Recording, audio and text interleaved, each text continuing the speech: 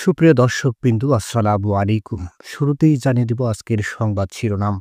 তারপরে থাকবে এ নিয়ে পুরো বিস্তারিত। অবশেষে মুখোমুখি হতে যাচ্ছেন ইউনূস ও মোদি। কি আছে হাসিনার ভাগ্যে? জানাবো পুরো বিস্তারিত। বাংলাদেশ ও ভারতের কূটনৈতিক সম্পর্ক গত ৬ মাস ধরে তলানিতে রয়েছে। বিশেষ করে ৫ই আগস্টের পর থেকে সম্পর্কের কোনো দৃশ্যমান উন্নতি হয়নি, বরং কূটনৈতিক উত্তেজনা বেড়েই চলছে। গত বছরের জুলাই-আগস্টে বাংলাদেশের ছাত্র ও সাধারণ জনগণের ওপর নির্বিচারে হত্যাকাণ্ডের সময় ভারত নিশ্চুপ থাকলেও সম্প্রতি ধানমন্ডির ৩২ নম্বরের বাড়ি ভাঙচুরের ঘটনায় নিন্দা জানিয়েছে। এতে নতুন করে বিতর্ক সৃষ্টি হয়েছে। এমন পরিস্থিতিতে এবার আলোচনায় এসেছে নোবেল বিজয়ী ডক্টর মোহাম্মদ ইউনূস ও ভারতের প্রধানমন্ত্রী নরেন্দ্র মোদির সম্ভাব্য বৈঠক। আগামী ৪ এপ্রিল থাইল্যান্ডে অনুষ্ঠিত হতে যাচ্ছে বিমস্টেক বঙ্গোপসাগরিক উদ্যোগের জন্য বহুক্ষেত্রীয় প্রযুক্তি ও অর্থনৈতিক সহযোগিতা সংস্থার সম্মেলন। এতে সদস্য দেশ হিসেবে ভারতের প্রধানমন্ত্রী নরেন্দ্র মোদির উপস্থিত থাকার কথা রয়েছে। পাশাপাশি বাংলাদেশ থেকে অন্তর্বর্তী সরকারের প্রধান উপদেষ্টা ডক্টর ইউনূসও সম্মেলনে অংশ নেবেন। একটি সূত্র জানায়, সম্মেলনের সাইড লাইনে ডক্টর ইউনূস ও প্রধানমন্ত্রী নরেন্দ্র মোদির মধ্যে একটি বৈঠক সম্ভাবনা রয়েছে। এ বিষয়ে বাংলাদেশের সংবাদ সংস্থা ইউএনবি এক প্রতিবেদনে উল্লেখ করেছেন, এই বৈঠক দুই দেশের সম্পর্কের নতুন মোড় আনতে পারে। এদিকে বিমস্টেকের সভাপতি হিসেবে দায়িত্ব নিতে যাচ্ছেন ডক্টর মোহাম্মদ ইউনূস। তিনি নিজেই জানিয়েছেন, আমি বিমস্টেকের দায়িত্ব গ্রহণের জন্য অধীর আগ্রহে অপেক্ষায় রয়েছি। বাংলাদেশের সাম্প্রতিক রাজনৈতিক প্রেক্ষাপটে ভারত সরকারের অবস্থান নিয়ে নানা প্রশ্ন উঠেছে।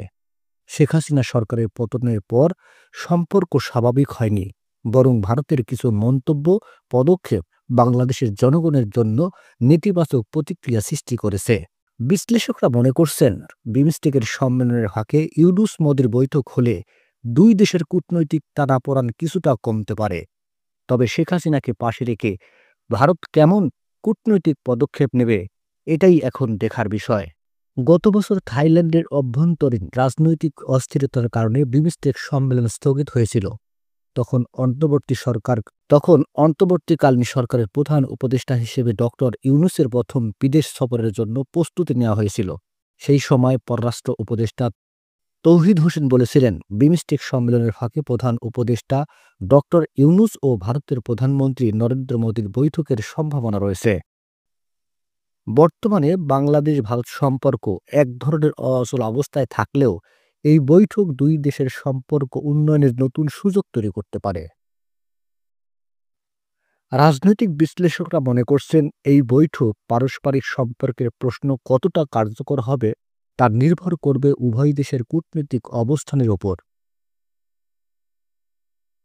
বিমস্টেক সম্মেলন ও ইউনূস মোদি বৈঠক ঘিরে এখন কূটনৈতিক মহলে ব্যাপক আলোচনা রয়েছে। ধারণা করা হচ্ছে, তাদের মধ্যে সাবেক প্রধানমন্ত্রী শেখ হাসিনাকে নিয়েও আলোচনা হতে পারে।